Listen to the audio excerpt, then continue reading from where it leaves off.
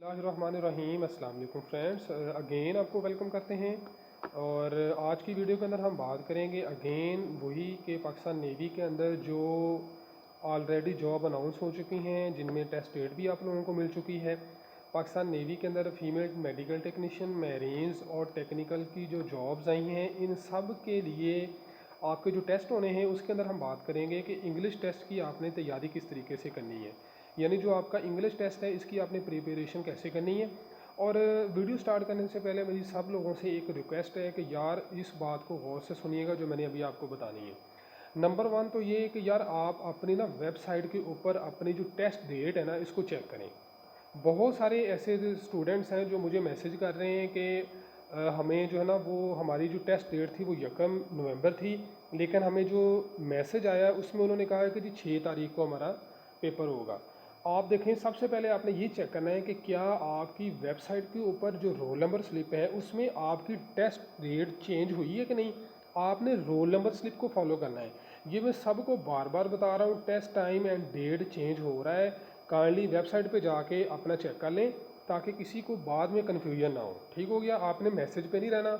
आपका टेस्ट होना है तो आपकी रोल नंबर स्लिप को देख के होना है, आप लोगों की मैसेज को देख के नहीं होना। आपके पास जो अथॉरिटी है वो आपकी रोल नंबर स्लिप है, वो आपका मैसेज नहीं है। इसलिए काइंडली कोई भी इस गलतफहमी में ना रहे। हाँ, अगर आप वेबसाइट पे चेक करते हैं डेली और किसी एक दिन आपका test time and date change हो जाता है आपकी रोल नंबर स्लिप पे, then well and good, otherwise भाई उसी को फॉलो करें।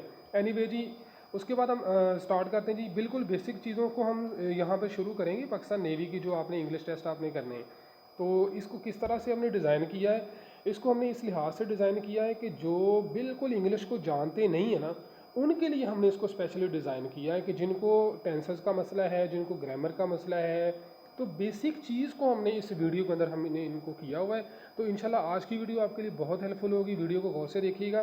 तो चले जी, हम वीडियो को स्टार्ट करते हैं जी। तो स्टार्ट करने से पहले जी मैंने आप लोगों को बता दिया जैसे पहले कि अगेन आप अपनी वेबसाइट पे जाके रिज़ल्ट को चेक कर लीजिएगा। सो फ्रेंड, जैसा कि मैंने आप लोगों से पहले बात की थी कि हमने इसको बिल्कुल बेसिक लेवल से हमने इसको स्टार्ट किया है। और आज हम बात करेंगे आपके जो हेल्पिंग वर्ब होते हैं उसका, ये पार्ट 1 है। बिल्कुल स्टार्ट से हमने इसको शुरू करना है ताकि आप लोगों को समझ आए कि आपने हेल्पिंग वर्ब को किस तरीके से इस्तेमाल करना है। अगर आपको हेल्पिंग वर्ब की समझ आ जाती है तो फिर आपको टेंसेस की भी समझ आ जाएगी। और किसी भी फ़िक्रे को, इंग्लिश का तकरीबन 15 से 20 नंबर का आपका पेपर होता है, उसको सॉल्व करना फिर आपके लिए मुश्किल नहीं होगा। तो एनीवे जी, अगेन वेलकम करते हैं आपको अपने यूट्यूब चैनल के ऊपर। और आज की वीडियो के अंदर हम बात करते हैं इंपॉर्टेंट हेल्पिंग वर्ब्स जो आपके टेंसेस के अंदर इस्तेमाल होते हैं, उनको आपने किस तरीके से समझना है। एक टेबल में मैंने बनाया हुआ है। इस टेबल के अंदर यहाँ पर मैंने टेंसेस लिखे हुए हैं। सबसे पहला टेंस है आपका प्रेजेंट इंडेफिनिट टेंस। अब इसके अंदर जो हेल्पिंग वर्ब है वो कौन सा होता है, डू और डज होता है। ठीक है, और जब भी डू और डज आ जाए तो आपने फर्स्ट फॉर्म ऑफ वर्ब आपने इस्तेमाल करनी, दैट इज़ वेरी इंपॉर्टेंट। आपको कोई भी आपको फ़िक्रा दिया जाता है, कोई जुमला दिया जाता है, सेंटेंस दिया जाता है, आपने क्या करना है कि जब भी डू और डज़ का इस्तेमाल उसमें आ जाएगा ना फ़िक्रे के अंदर, तो समझ लें कि पहली फॉर्म इस्तेमाल होनी है। इसको गौर से समझिएगा। ठीक हो गया, आई होप आपको इसकी समझ आ गई होगी। अच्छा जी, उसके बाद है जी पास्ट इंडेफिनिट टेंस। इसके अंदर जो हेल्पिंग वर्ब होता है ना, ये डिड होता है। ठीक है, ये बजाते खुद एक सेकंड फॉर्म ऑफ वर्ब है। तो जहाँ पर डिड इस्तेमाल हो जाएगा ना, वहाँ पर हमने फर्स्ट फॉर्म ऑफ वर्ब इस्तेमाल करनी है। ठीक हो गया, यहाँ पर ये मैंने लिखा हुआ है सेकंड फॉर्म ऑफ वर्ब लिखा हुआ है यहाँ पर, चूंकि did second form of verb है। जिस फिक्रे के अंदर डिड इस्तेमाल होगा ना, वहाँ पर आपने फर्स्ट फॉर्म ऑफ वर्ब लगानी है। क्लियर हो गया। अच्छा, उसके बाद है जी फ्यूचर इंडेफिनिट टेंस। इसके जो हेल्पिंग वर्ब है वो होते हैं विल और शैल। जहाँ पर अकेला विल और शैल आ जाएगा वहाँ पर आपने फर्स्ट फॉर्म ऑफ वर्ब इस्तेमाल करनी है। ठीक हो गया। उसके बाद अगर हम बात करें तो प्रेजेंट कंटिन्यूस टेंस है। तो इसके अंदर जो आपके हेल्पिंग वर्ब हैं ये होते हैं इज़, एम, आर। जहाँ पर भी इज़, एम, आर आ रहा होगा आपने वहाँ पर फर्स्ट फॉर्म ऑफ वर्ब लगानी है। ठीक हो गया जी।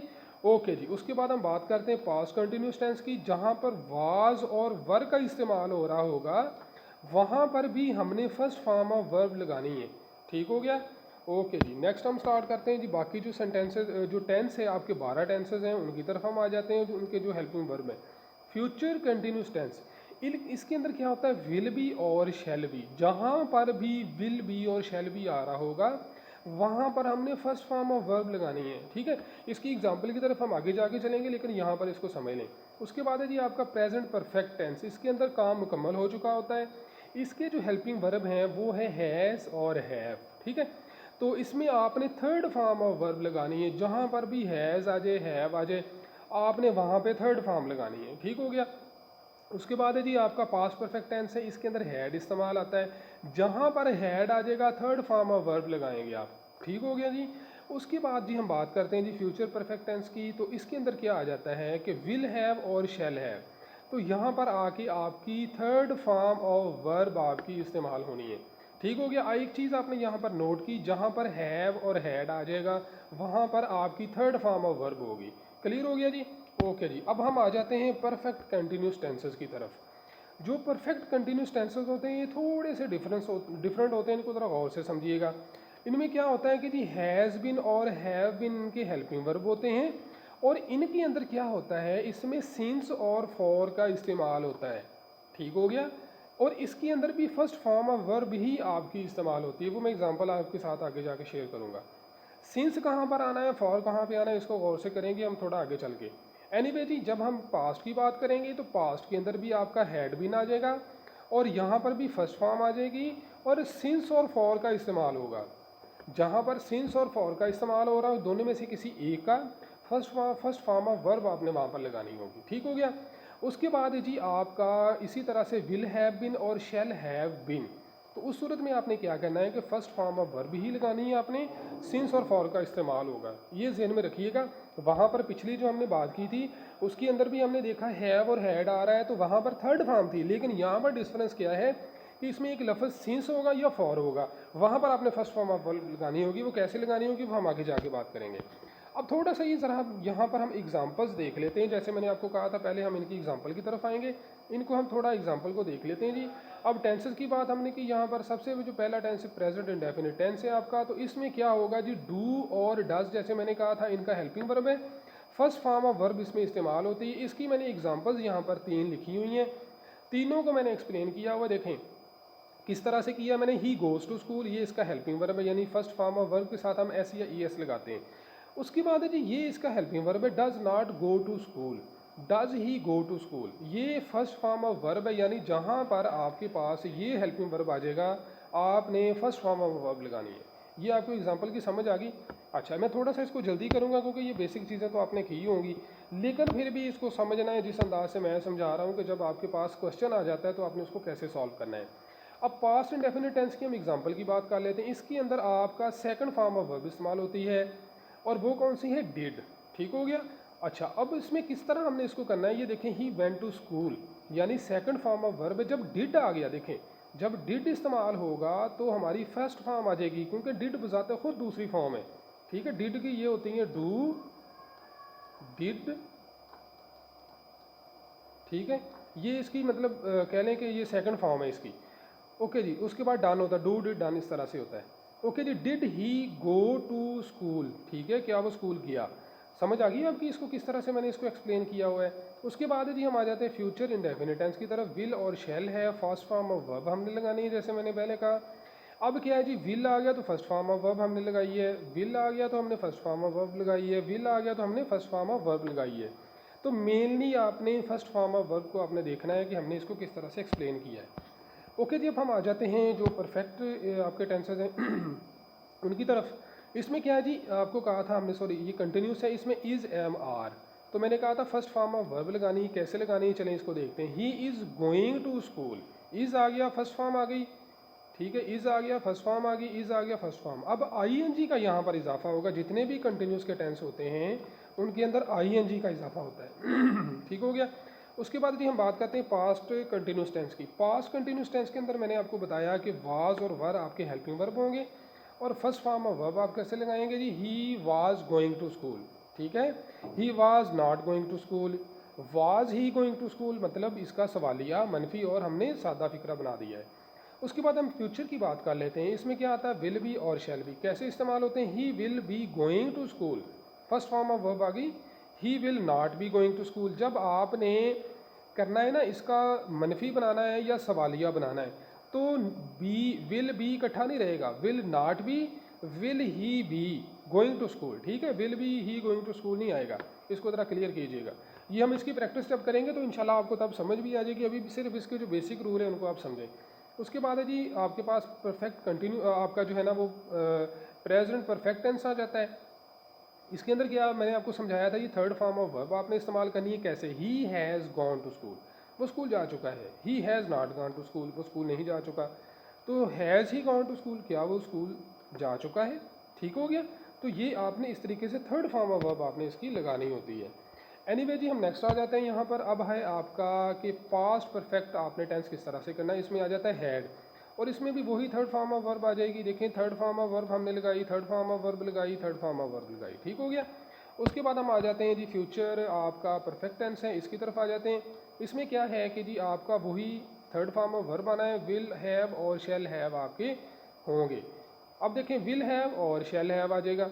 ठीक है, यहाँ पर देखें विल नॉट हैव, ठीक है, विल हैव नॉट नहीं आता, विल नॉट हैव आता है। क्लियर हो गया। उसके बाद जी हम फ्यूचर परफेक्ट कंटिन्यूस की बात करेंगे, सॉरी प्रेजेंट परफेक्ट कंटिन्यूस। इसको बड़ा आपने गौर से समझना है।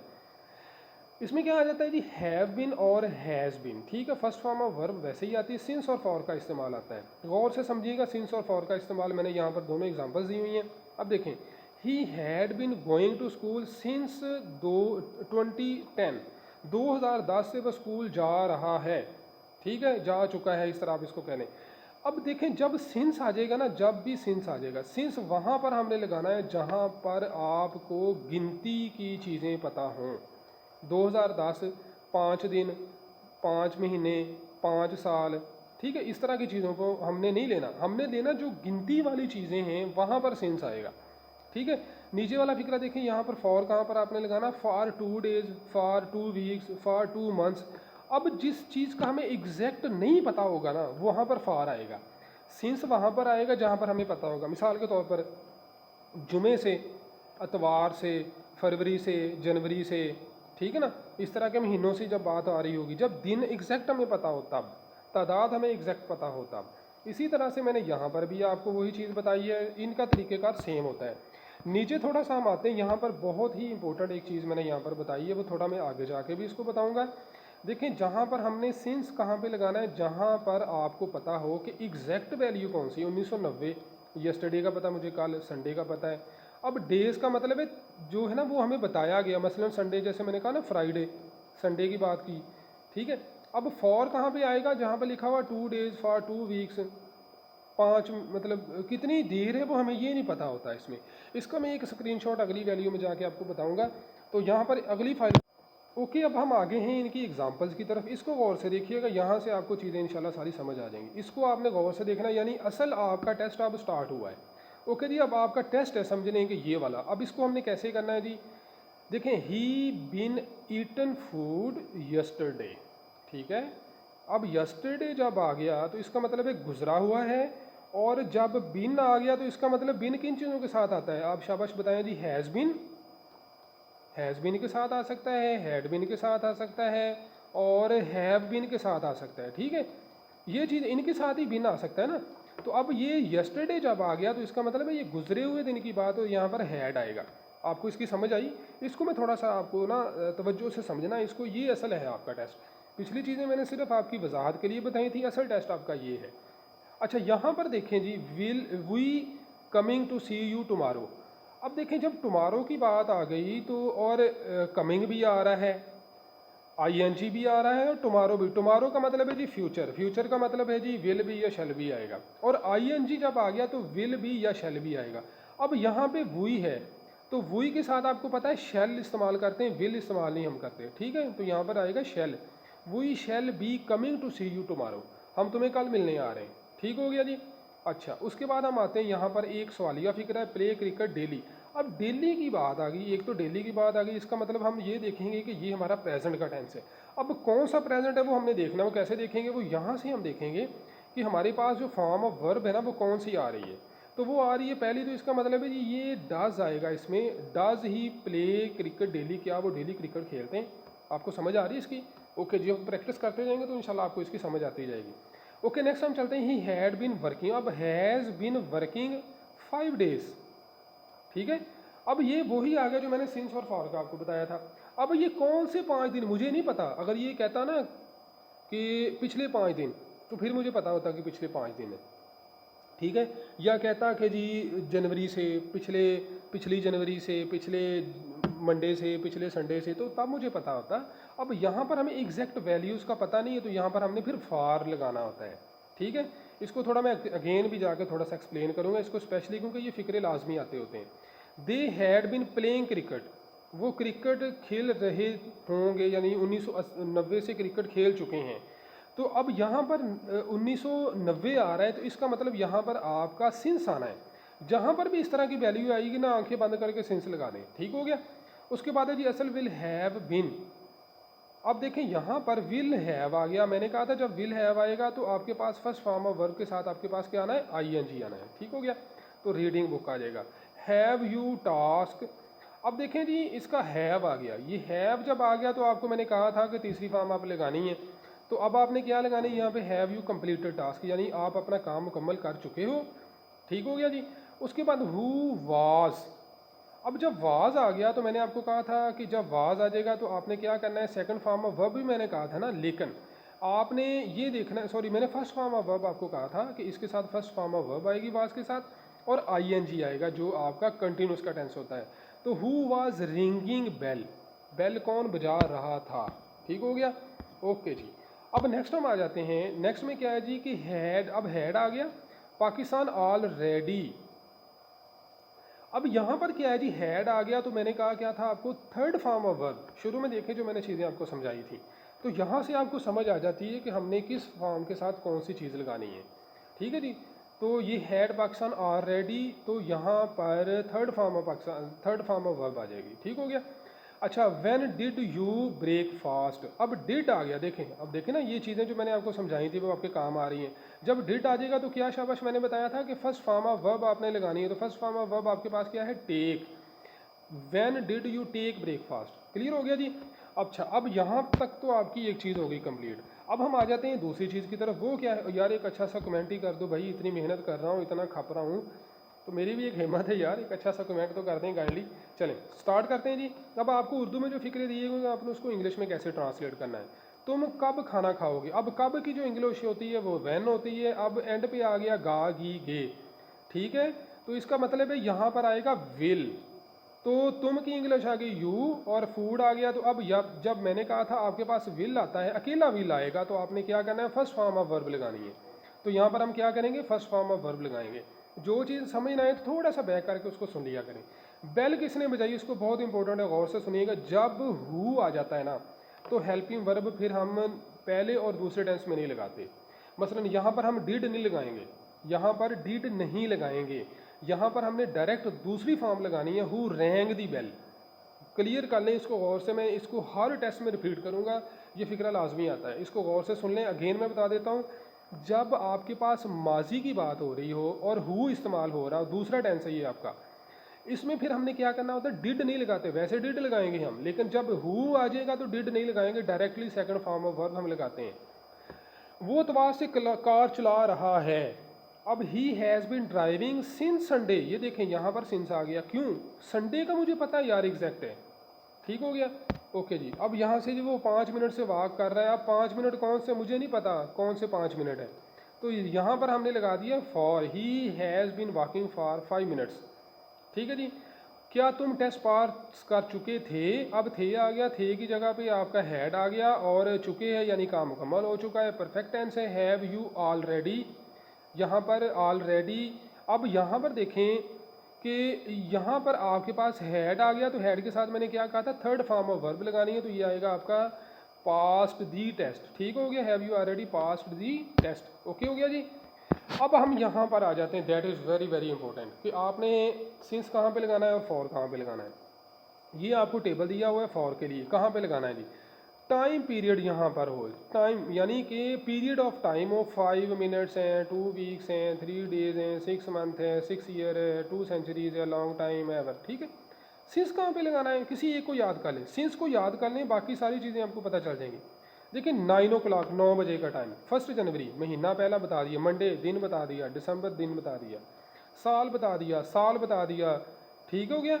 तो ये जब साल आ जाए, गिनती वाली चीज़ें आ जाएं, देखें ये गिनती में आ रहा है ना, ये 1 जनवरी में गिनती में आ रहा है, ये दिन है, और ये दिन पता है हमें कौन से दिन है, पहला दिन है और फिर कौन सा महीना है, आखिरी महीना है, ये भी हमें पता चल रहा है। जब ये चीज़ें आ रही हो तो फिर हमने उसको क्या करना होता है, हमने सिंस का इस्तेमाल करना होता है। आई होप आपको वीडियो अच्छी लगी हो, तो आप अच्छा सा कमेंट ज़रूर कीजिए जी। तो इंशाल्लाह मिलते हैं नेक्स्ट वीडियो में, तब तक के लिए अल्लाह हाफ़िज़, अस्सलाम वालेकुम।